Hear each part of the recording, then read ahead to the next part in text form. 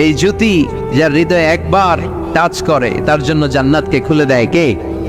এজন্য এই সূরা পড়লে নাস্তিকরা নাস্তিক থাকবে না। নাস্তিকদের জন্য এখানে আল্লাহ মেডিসিন দিয়েছেন, কিছু ডোজ দিয়েছেন। আলহামদুলিল্লাহ পড়েন।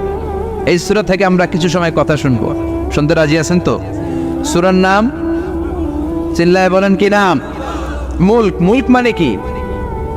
মুল্ক মানে রাজত্ব, মুল্ক মানে ক্ষমতা, মুল্ক মানে পাওয়ার, মুল্ক মানে কিংডম, মুল্ক মানে সভরেইনটি। সুবহানাল্লাহ পড়েন।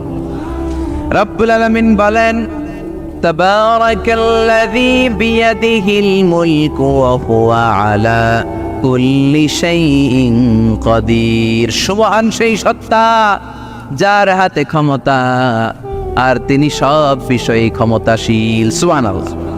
তাবারাকাল্লাযী বিয়াদিহিল মুলক, মহামহিম সে সত্তা, সুমহান সে সত্তা, বিয়াদিহিল মুলকু যার হাতে ক্ষমতা। ক্ষমতা কার হাতে? চিৎকার করে বলতে হবে কার হাতে? নাকি আমাদের হাতে, না সরকারের হাতে, পুলিশের হাতে, র্যাবের হাতে, মাশরাফির হাতে, হিরো আলমের হাতে? ক্ষমতা কার হাতে? ক্ষমতা শুধুমাত্র একজনের হাতে। চিল্লায় বলেন তিনি কে? আল্লাহর হাতে ক্ষমতা, আর তিনি হচ্ছেন সকল ক্ষমতার উৎস, centre of the all powers. সব ক্ষমতার উৎস কে? নাকি জনগণ? আমরা কিন্তু এটাই শিখি, এদেশে আমাদেরকে রাষ্ট্রীয়ভাবে শেখানো হয়, এটা রাষ্ট্রীয় কুফরি। সকল ক্ষমতার উৎস জনগণ নয়, সকল ক্ষমতার উৎস কে? উনি ক্ষমতার উৎস, তিনি ক্ষমতাসীন, মহা ক্ষমতাধর। তার ক্ষমতার সাথে কারো তুলনা হয় না। আমাদের কি ক্ষমতা আছে?